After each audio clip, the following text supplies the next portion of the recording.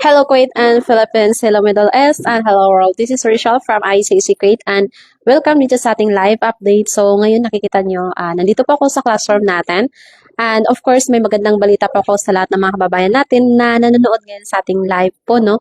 Meron tayong 30% discount para sa ating computer secretarial course sa mga gusto ng installment payment. So, special offer po natin yan, 30% discount. Pero kung kayo is mag one-time payment, meron tayong 45% discount po para sa mga gusto na mag one-time payment po sa ating computer secretarial course. So, sino po ba yung pwedeng mag-enroll sa ating computer secretarial course? So, una po no, kung ikaw po is isa sa mga nangangailangan ng computer skills, kailangan mong i-update or i-enhance or upgrade yung computer skills mo, or ikaw is nagbabalak na mag-change ng career, gusto mong magtrabaho sa office work po, no? So, yun po is para siya sa mga kababayan natin na isa doon sa nangangailangan ng skills po sa computer and sa mga kababayan din natin na matagal nang nagsubaybay dito sa aming live update po, no? Nag-aabang ng discount offer. So, ito na po yung chance po natin dahil open for enrollment po yung ating computer secretarial training course with artificial intelligence integration na din po siya. So, ngayon po, dito naman sa ating computer secretarial training course po, no? Okay lang po ma'am, daan lang kayo.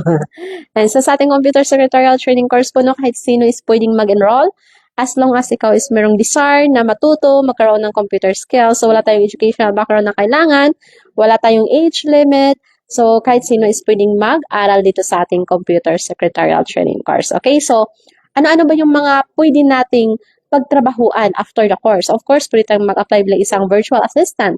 Alam naman talaga natin na virtual assistant ngayon is ano din, no, in demand na. So, pag ikaw is virtual assistant po, no, kailangan mo doon ng computer skills, marketing staff, office staff, okay? So, executive secretary, even though mga receptionist, kailangan na may ano talaga, skill sa paggamit ng computer.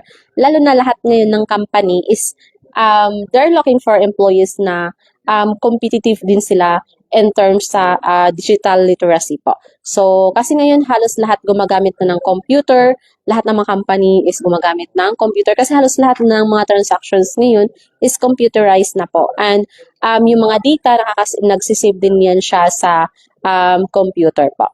Okay, so dito, matutunan natin yung paggamit ng computer applications tulad ng Microsoft Word, Microsoft Excel, Microsoft PowerPoint, and of course, mahahasa din kayo sa Typing Master kasi number 1 din yan, isa po yan sa subjects ninyo.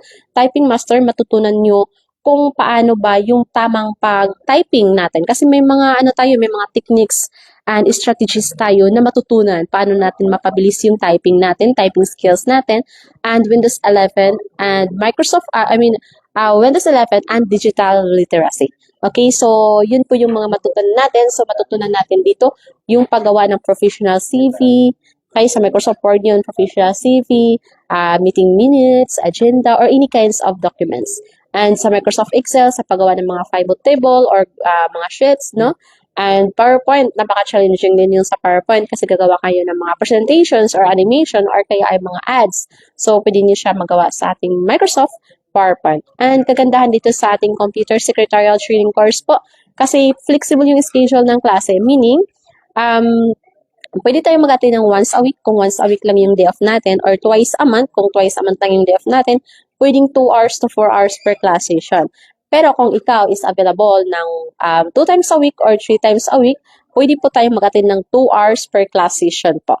Pero ang kagandahan dito, kung ikaw is mag one-time payment po, no, pwede kang mag-attend ng klase every day except ng Thursday. Kasi Thursday is close po tayo. So kayo yung pipili ng araw at oras kung kailan kayo mag-attend ng klase within sa aming office hours po. So open kami every day except ng Thursday from Saturday to Wednesday 9 a.m. to 7 and Friday open kami ng 9 a.m. to 6. So, uulitin ko po, computer secretarial course, pwede natin siyang tapusin ng 1 month, 2 months, 3 months, or 4 months. Depende po yan sa duration na gusto ninyo. And of course, ito is flexible yung schedule tulad ng nasabi ko kanina na kayo yung pipili ng araw at oras kung kailan po kayo mag-attend ng klase within sa aming office timings.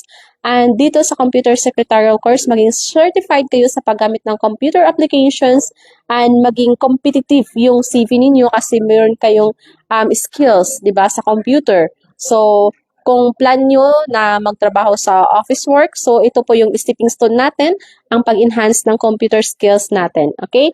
So, dito, tulad ng sinabi ko kanina, wala tayong educational background na kailangan, kahit sino pwedeng mag-enroll, as long as ikaw is merong desire, kahit wala kang background kung paano gamitin ang computer, huwag kayong mag-alala kasi tuturuan po kayo ng aming instructor from basic to professional level. And of course, kagandahan dito, no, kasi available din siya sa online class via Zoom.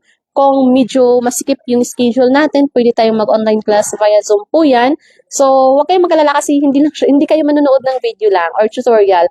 May instructor po na mag-guide sa inyo all throughout the course. Kaya ang dami na po na may mga estudyante na sa Qatar, sa Dubai, sa Jordan, Lebanon, Saudi, sa Asia din, marami na din nag-attend sila ng online class via Zoom kasi meron tayong instructor. And sa tagal ni ICSA, ang dami na po mga estudyante na magpapatunay na yung education talaga na binibigay ni ICC is quality talaga siya. And ito is makakatulong talaga siya sa lahat ng mga OFWs na nangangarap na magkaroon ng panibagong opportunity, magkaroon ng panibagong skills para sa kanilang pag-apply ng trabaho. Okay, so yun. Why not na mag-invest tayo ng skills natin? Ito yung stepping stone natin para tayo is magkaroon ng mas maraming opportunity pa. Okay, so nandito lang si ICSA. Message na kayo sa aming WhatsApp number +965 993028850 para ma-assist namin kayo sa inyong mga inquiries or kaya mag-comment down below ng interested sa computer secretarial course or direct message kayo sa aming inbox po no, dito sa Facebook page ng ICC Kuwait po. Ayan, so thank you so much everyone sa pagsubaybay dito sa aming live update. Ako po muli si Mr. Rochelle, ang nasasabing ICC is your partner in success.